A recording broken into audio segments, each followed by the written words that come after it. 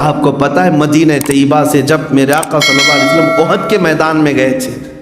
احد کی لڑائی ایسی سخت ہو چکی تھی، احد کی لڑائی، اس میں نبی پاک صلی اللہ علیہ وسلم کے سب سے عزیز ترین صحابہ 70 کے قریب شہید ہو چکے تھے، اور وہ ٹاپ لیول کے صحابہ تھے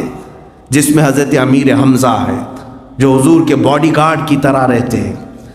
ہمیشہ حضور کے دفاع میں کھڑے رہنے والے صحابی، سگے چچا، حضور کی آنکھوں کے سامنے ان کے سینے پر نیزہ مارا گیا جو ان کی پیٹھ سے نکلا، اور ان کے سینے کو چیر کر کے ان کا کلیجہ چبایا گیا تھا۔ عبداللہ بن جحش، حضور پاک صلی اللہ علیہ وسلم کے چہیتے صحابی، جنگ بدر، جنگ احد میں جن کے جسم کے 80 ٹکڑے کر دیے گئے تھے،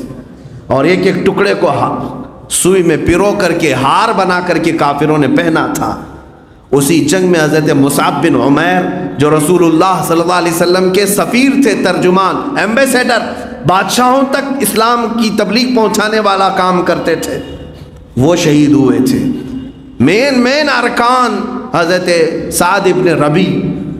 جو حضور صلی اللہ تعالیٰ علیہ وسلم کے قریبی صحابی، حضور پاک ہر وقت ان کو پکارا کرتے تھے۔ انس بن نذیر جو رازوں کے مالک تھے، حضور پاک صلی اللہ علیہ وسلم کی رازوں کے امین تھے، وہ شہید ہوئے۔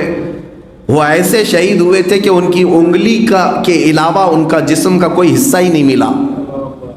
صرف انگلی، شہادت کی انگلی کی پور، وہ بھی ان کی بہن نے دیکھ کر کے پہچانا کہ یہ میرے بھائی انس بن نذیر کی انگلی ہے، باقی تو جسم ملا نہیں۔ حضور پاک صلی اللہ علیہ وسلم کے وہ قریب ترین ساتھی 70 کے قریب ایک وقت میں وفات پا گئے ہو۔ میرے عزیزو، اگر اسلام اتنا ہلکا ہوتا تو احد کے وقت ہی رک گیا ہوتا، احد کے وقت ہی ٹھپ پڑ جانا تھا۔ مین ارکان جس کو کہتے ہیں، مین ممبرز ایک ساتھ شہید ہوئے، لیکن جنگ احد میں امیر حمزہ شہید، مصعب بن عمیر شہید، عبداللہ بن جحش شہید، سعد ابن ربی، انس بن نذیر رضی اللہ تعالیٰ عنہ مجمعین، بڑے بڑے صحابہ شہید ہوئے، لیکن دوسری فجر کے وقت میرے آقا مسجد نبوی میں حاضر تھے، مصلی امامت پر میرے آقا مسجد نبوی میں حاضر تھے، صحابہ کو خطبہ دے رہے تھے۔ یہ اسلام نہ کبھی رکا ہے نہ رکے گا۔ میرے عزیزو، اس لیے میں کہتا ہوں آفات ناگہانی آج جو ہمارے حالات کو جھنجھوڑ رہے ہیں، گھبرانے کی ضرورت نہیں، نہ گھبراؤ مسلمانوں، ابھی خدا کی شان باقی ہے، ابھی قرآن زندہ ہے اور اسلام باقی ہے، اور انشاءاللہ العزیز کچھ نہیں ہوگا۔ اسلام تیری نبض نہ ڈوبے گی حشر تک، تیری رگوں میں رواں خون ہے 4 یار کا، تیری رگوں میں رواں خون ہے 4 یار کا۔ اسلام نے بہت سارے مراحل دیکھے ہیں، اور اسی لیے شاعر نے بالکل برحق کہا تھا، اسلام زندہ ہوتا ہے ہر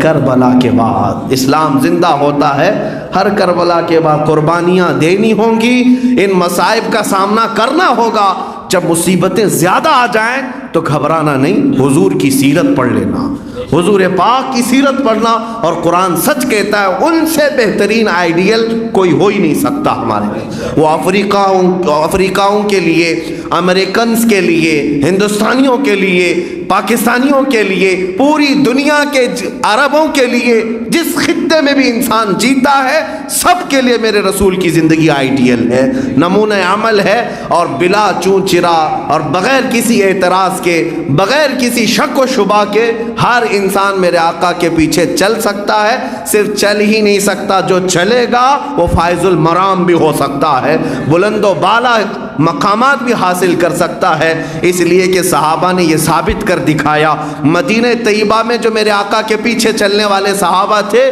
وہ مدینہ کے بورن ہی نہیں تھے، مدینہ کے پیدائشی نہیں تھے۔ حضرت بلال حبشہ سے آئے تھے، حضرت صہیب فارس سے، حضرت سلمان فارس سے آئے ہوئے تھے۔ کہاں سے صحابہ آئے؟ فارس کی طبیعت الگ ہے، حبشہ کی طبیعت الگ ہے، روم کی طبیعت الگ ہے، عرب کی طبیعت الگ ہے، لیکن ہر مختلف طبیعت کے صحابہ مدینے میں آئے، میرے آقا کے پیچھے چلے، اور پھر اس کے بعد سب کا نعرہ یہی تھا، جب تک بکے نہ تھے تو کوئی پوچھتا نہ تھا، تم نے خرید کر ہمیں انمول کر دیا، ایک عرب نے آدمی کا بول بالا کر دیا، خاک کے ذروں کو ہمدوش ثریا کر دیا، خود نہ تھے جو راہ پر اوروں کے ہادی بن گئے، کیا نظر تھی جس نے مردوں کو مسیحا کر دیا۔